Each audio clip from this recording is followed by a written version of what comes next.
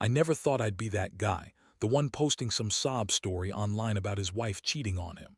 But here I am, and honestly, I don't even know where to start without sounding like I'm just rambling. My name's Mike, and I've been married to Emily for about 6 years now. We met in college, fell hard, and got married pretty quickly after I proposed on her birthday. Things seemed perfect, at least for a while. We had a nice house, good jobs, and a pretty routine life. I thought we were happy, or at least I thought she was. The problem started quietly, like a slow leak in a tire. Small things, her phone buzzing more than usual, her dodging questions about where she was or who she was talking to. At first, I just shrugged it off. Maybe she was working late, maybe she was just stressed out. I figured I was overthinking it because honestly, I'd never suspected her of cheating. Emily was always a little bitchy, quick to lie or dismiss anything that made her look bad, but I never thought she'd actually cheat on me. That's just not something I ever considered. But then, things started to change. She became more distant, less touchy, less affectionate. She'd snap at me for no reason, accuse me of things I didn't do. I'd find her hiding her phone more and more, like she was trying to hide something. I asked her about it once, and she just rolled her eyes, said I was being paranoid. She's always been pretty good at lying. She's the queen of twisting stories and making herself look innocent. That's what made everything so confusing and frustrating. I kept telling myself I was overreacting, that maybe I was just stressed or imagining things. Honestly, part of me didn't want to believe she was capable of betraying me like that. One day, I came home early from work because I wasn't feeling well. I just wanted to surprise her, maybe grab some flowers and cook dinner. When I walked into the bedroom, I noticed her laptop was still open on the bed. I peeked at it out of curiosity, thinking maybe I'd see some work emails or something innocent. But what I saw made my stomach drop: unedited photos in her recent files. It was her with someone I didn't recognize at first. Then I looked closer, and it hit me like a punch to the gut. That someone was Jake, our wedding photographer, the guy who captured our vows, who I trusted to do his job well. She was with him, and not just taking photos. She was in bed with him, touching him, kissing him like they were lovers. I couldn't believe it. I stared at those photos like they were some sick joke, like they were mocking me. My mind raced, trying to process what I was seeing. I couldn't believe she'd do this after all we'd been through. She always told me I was her everything, that I was the only one she wanted. And here she was, cheating with my childhood friend Jake, who I used to trust more than anyone. I wondered how long it had been going on, how many times I'd been blind to the signs. The worst part, the sheer audacity she had, leaving these photos in a shared cloud drive accessible to both of us. She didn't even bother to hide it. She thought she could get away with it, that I'd never find out. That's what made it worse. She's not even sorry, she's just a bitch about it. Like I'm supposed to accept she's allowed to cheat because she's bored or she doesn't care anymore. I sat there for what felt like an eternity, just staring at that screen. My head was spinning. I felt sick, betrayed, humiliated. I couldn't even cry, I was too numb. I knew I had to confront her, but I didn't know how. All I could see was that picture, her with Jake, so close, so intimate. How could she do this to me after everything? It felt like my entire world was crashing down around me. I never imagined I'd be in this position, but here I was, staring at proof that she'd been lying through her teeth. I had no idea what to do next, but I knew this wasn't going to end quietly. Not anymore. I don't remember how long I sat there staring at those photos. Maybe it was minutes, maybe it was hours. Honestly, I lost track of time. My heart was pounding so hard I thought it might burst out of my chest. I felt a mix of rage, confusion, and that cold, sinking feeling of betrayal. How could she do this? How could the woman I loved, the woman I married, be screwing around with Jake, our wedding photographer, the guy I used to consider a friend? That's what cut the deepest, knowing that the person I trusted most was the one who stabbed me in the back. I finally forced myself to move, to get up and confront her. I didn't want to believe it was real, but damn, those photos didn't lie. I went to the bedroom where she was lounging on the bed, scrolling through her phone like everything was normal. She looked up when I entered, that sweet, fake smile on her face. It was the kind of smile that made my stomach turn, like she was already planning her next lie, her next excuse. I slammed the laptop shut and looked her straight in the eyes. "Who is this?" I asked, voice shaking but trying to sound calm. She blinked, her face still that fake pretty mask she always put on when she wanted to hide something. Then she started to lie. "Oh, that," she said, rolling her eyes. "That's just Jake. We're just working on some photos, that's all. It's nothing serious. I don't know what you're talking about." Her voice was dismissive, almost annoyed, but I knew better. I'd seen the photos, the way she was touching him, the way she looked at him. No way was that just work. I told her I saw everything, that I wasn't stupid. She scoffed and looked at me like I was the crazy one. "You're overreacting. You always jump to conclusions.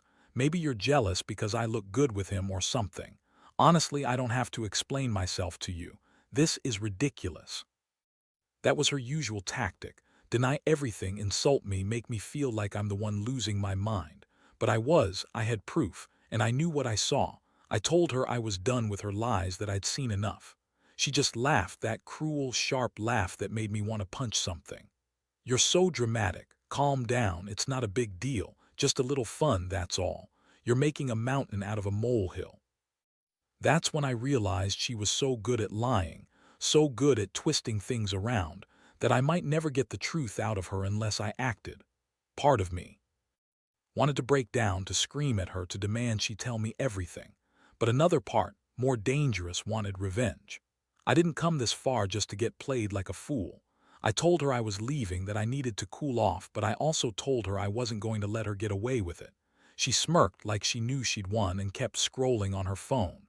I could see the sneer on her face. She thought she was clever, that she'd get away with her lies. That night I couldn't sleep. Every time I closed my eyes, I saw her with Jake, so close, so intimate. How long had this been going on? Weeks, months, and I was just blind to it. The pain was overwhelming, a mixture of anger and heartbreak I'd never felt before. I kept asking myself, why her? Why now? I had trusted her with everything, and this was how she repaid me. I couldn't understand how someone I loved so much could do something so cruel. Every thought kept circling back to one thing. I had been betrayed by my wife, and the worst part was she didn't even care. Or, at least that's how it seemed. I knew from that moment that I had to do something. I couldn't just brush this off, pretend it was nothing, but I also knew I needed to be careful. Emily was a master manipulator. If I made the wrong move, she'd spin it to make me look like the bad guy. I had to gather my strength, think it through. But I also knew I couldn't stay silent. I had to face her, confront her head on. The question was, how? And what would I do after? That was the part I didn't have an answer for yet. The next morning, I woke up feeling like I'd been hit by a truck. My head was pounding and everything felt surreal. I couldn't shake the images of her with Jake or the anger boiling inside me. I knew I couldn't just stay quiet, but I also didn't want to explode and say something I'd regret. I needed a plan, a way to confront her without losing my mind. I decided to do some digging.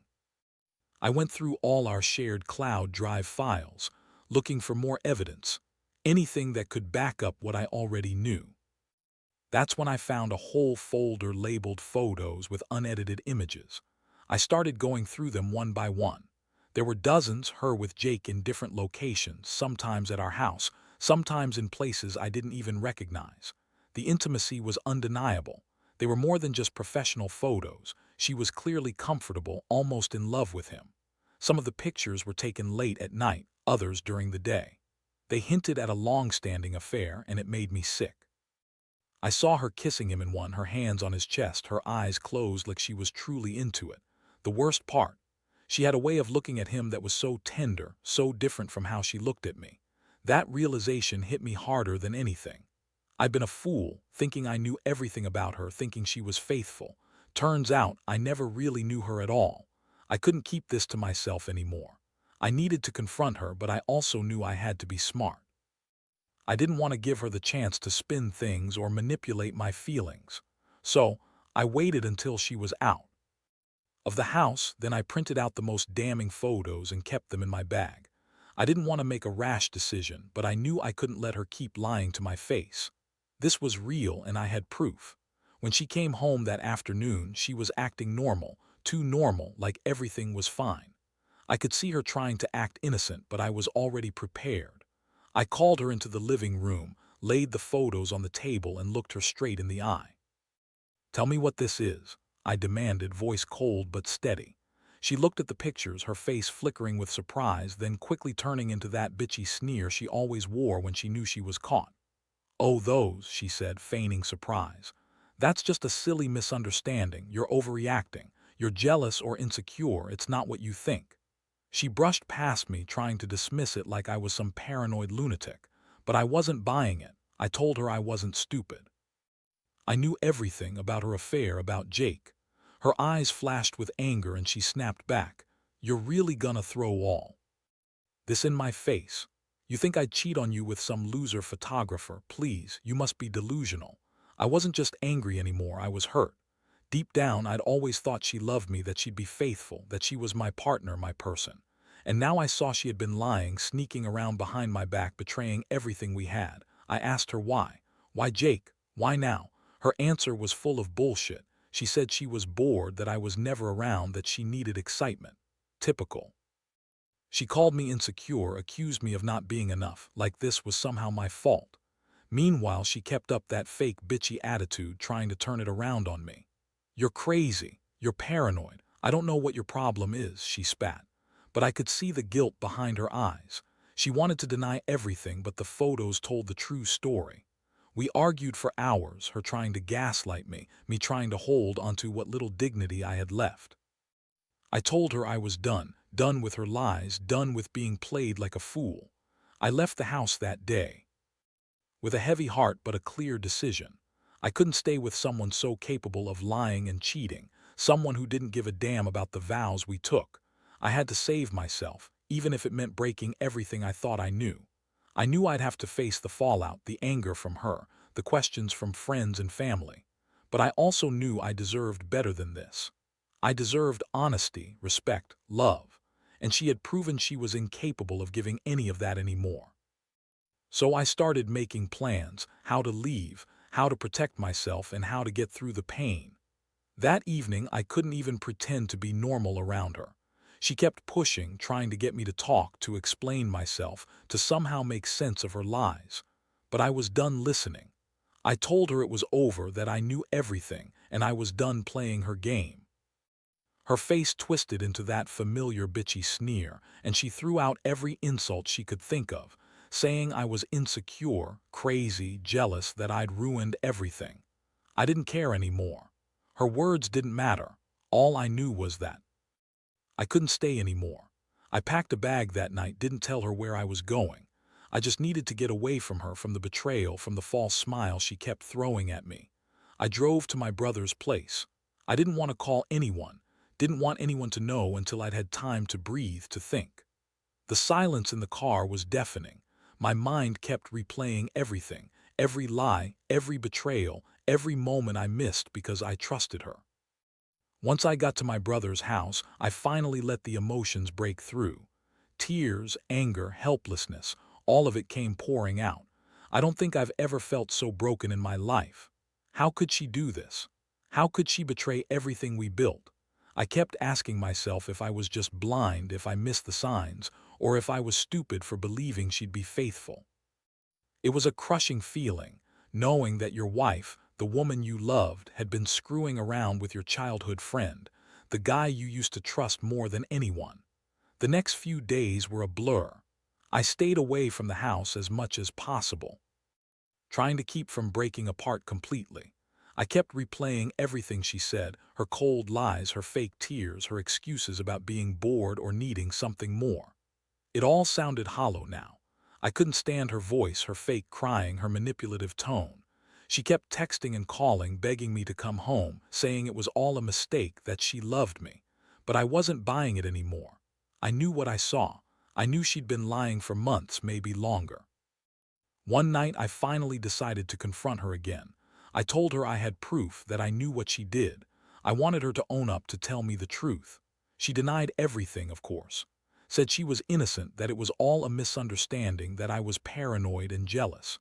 She had an answer for everything, twisting the story like she always did. Honestly, I was sick of her lies. I told her I was done. I told her I wasn't going to stay with someone so capable of betrayal, and I was done being a fool. I don't even remember when I made up my mind for good, but I knew I couldn't keep living like this. I decided I was going to leave the house, file for divorce, and start over. It hurt more than I can explain, losing the woman I thought I knew, losing the trust I gave her. But it was the only way I could see to reclaim some dignity. I knew she'd fight, she'd probably accuse me of being jealous or crazy, but I didn't care. I wanted out. I wanted to be free from her lies, her manipulations, her betrayal. So I called a lawyer, set up the paperwork, and made plans to move out. I didn't tell her exactly when. I just packed up my essentials and left when I felt ready. That night, I stayed at a hotel, trying to process everything, trying to breathe. All I could think about was how I'd been played so easily, how someone I loved could turn out to be so cold and manipulative. And I wondered, how do you recover from something like this? How do you pick up the pieces of your life after the one person you trusted most turns out to be your biggest lie? That's the question that haunted me during those dark nights. I knew I'd have to find a way to move forward, but right now, all I felt was an overwhelming sense of loss. The days that followed were the hardest of my life. I basically lived between a hotel and a friend's place, trying to keep everything together mentally while dealing with the fallout. Every time I thought about what she did, her cheating with Jake, lying about it, and then dismissing me like I was nothing, it made me furious. I kept asking myself how I missed the signs, how I could have been so blind. How did I not see that the woman I loved was capable of this? It felt like I'd been hit by a train, completely shattered, questioning everything. While I was trying to pick up the pieces, I started to realize how much her betrayal affected me in ways I didn't expect. I'd always been a confident guy, but suddenly, I felt like I was walking around with a giant open wound. Every time I saw her name or heard her voice in my head, I felt rage bubble up. And then there was the shame. How could I have been so naive? How could I have let someone treat me like this? I kept replaying the moments of trust, realizing they'd all been misplaced. I'd been so certain about us, about her. Now I saw her for what she really was, a selfish, manipulative bitch who thought she could get away with anything. I started to think about what I was going to do next. I knew I had to file for divorce. There was no way I could stay married to someone who'd done this to me. I also knew I had to set some boundaries, protect myself from her attempts to manipulate me into staying.